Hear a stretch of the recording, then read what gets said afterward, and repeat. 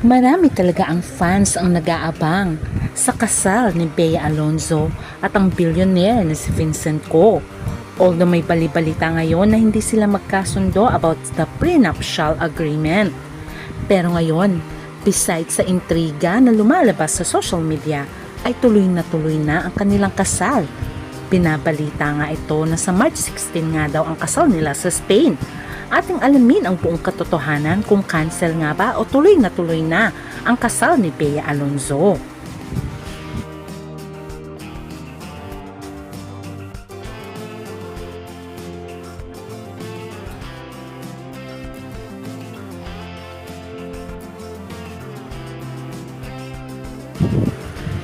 Isa sa maituturing na A-lister at isa sa pinakasikat na celebrity na marami nang napatunayan.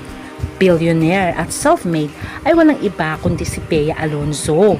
Sikat na sikat si Bea, especially nung nag-team sila nitong si John Lloyd Cruz. Marami na rin silang pinatunayan at marami na rin silang awards. Hanggang ngayon ay patuloy pa rin nagkaklamor ang mga fans na sana magkaroon sila ng bagong teleserye at pelikula. Pero bukod doon ay naging continuous naman ang communication ni John Lloyd at Bea at naging matalik silang magkaibigan. Ngayon ay may kanya-kanya na silang buhay. Besides that, si John Lloyd naman ay very busy sa kanyang private life with non-showbiz girlfriend.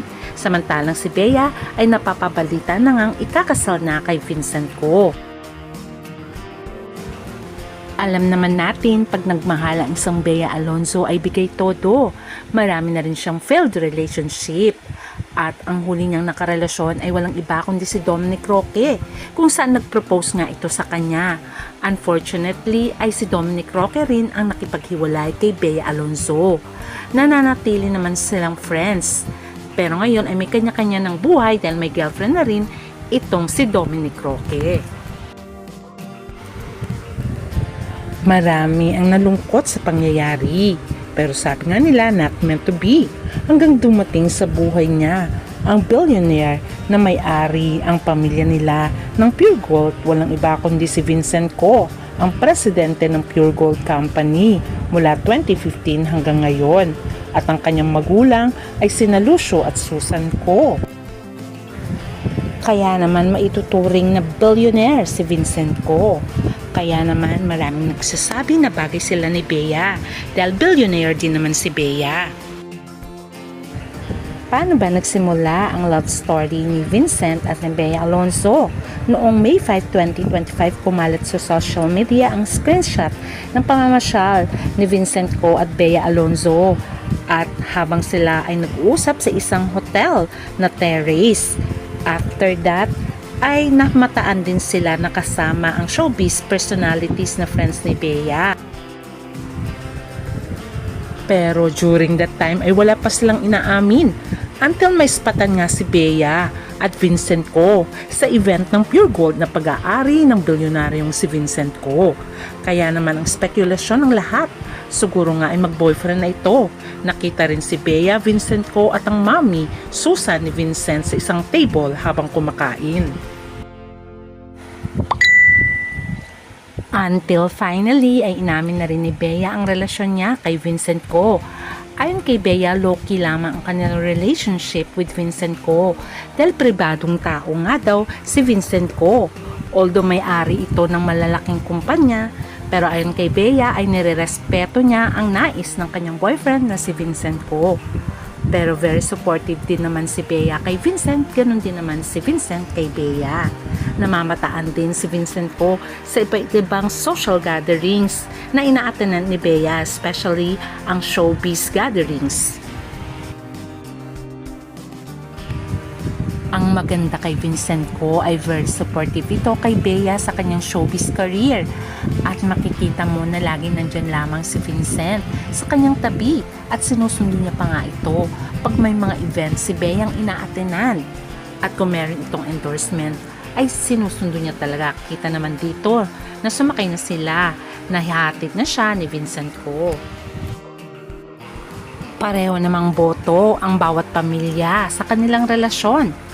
At makikita nga sa larawan, ang mami ni Bea, ang kanyang stepdad at ang kanyang kapatid, kasama si Vincent Ko. Pero ganong katotoo na ikakasal si Bea ng 2 beses. Una sa Spain at ang susunod ay dito sa Manila. At meron na nga silang church banns. Dito mo mapapakinggan We are na ikakasal announcing na the talaga marriage siya banns of the kay Vincent proposed Ko. marriage of the following couples. Ang in-announce ang marriage banns ni Ferdinand Vincent Peco at Philbert 44 Angelo years Escalante old, Ranolio son of sa isang Lucio church L. sa Ko Manila. and Susan C. Pe, who will be married to Philbert Angeli Escalante Ranolio, 38 years old, daughter of Felizardo Ranolio and Mary Ann Escalante. O diba, masaya ang lahat kay Bea Alonzo at Vincent Ko. At makikita rin naman na very close si Bea sa pamilya ni Vincent Ko. Makikita nga na umattend sila sa event ng sister ni Vincent Ko. Kaya nga naman sa balitang ikakasal na sila ngayong May 16 sa Spain. At makikita nga na pumunta na nga sila sa Spain ngayon. Nag-travel na nga si Bea Alonzo. Pero separately silang nag-travel ni Vincent Ko. Although may bali-balita ngayon na chichismis na hindi nga daw matutuloy at cancel muna ang kasal ni Bea at Vincent Ko dahil daw sa prenup. Pero ito ay pawang chismis lamang dahil ang mga kaibigan ni Bea ay nag-well-wishers na sa kanya. A few times. Ano sabi niya sa'yo? Wala, inahag ko lang siya. Sabi ko, happy for you. So happy for you. O diba, binati nga siya ni Ian Veneracion at na-congratulate pa. At si Willie Revillame ay may mensahe din kay Bea at Vincent Ko. Talaga namang masasabi mong marami ng kaibigan ang nag-wish ng the best for Bea Alonzo and Vincent Ko. Siyempre sa nalalapit na kasal ni Bea Alonzo sa Spain ay nag-wish din sa kanya ng the best ang kanyang BFF na walang iba kundi si Dimples Romana, kung saan ay sinabi niyang masaya siya para sa kanyang kaibigan na si Bea Alonzo at mabait daw talaga si Vincent Ko. At syempre si Mr. M, binulgar din niya na ikakasal na nga daw si Bea. Although may mga lumalabas sa social media na cancel daw ang kasal nila ni Vincent Ko, ay marami pa rin naniniwala na low-key lamang at hindi nagsasalita si Bea at Vincent Ko. Ngayon ay naspatan si Bea Alonzo sa airport patungong Spain. At syempre, pag sinabi mong lumipad na ito patungong Spain, ay tuloy-tuloy na talaga ang kanyang kasal with Vincent Ko. Wish natin ang the best for Bea and Vincent Ko. Sana nga ay makita natin talagang ihaharap na siya sa dambana. Kaya naman, abangan na lang natin ang announcement ni Bea at ang mga larawan ngayong May 16. Hanggang sa muli, bye!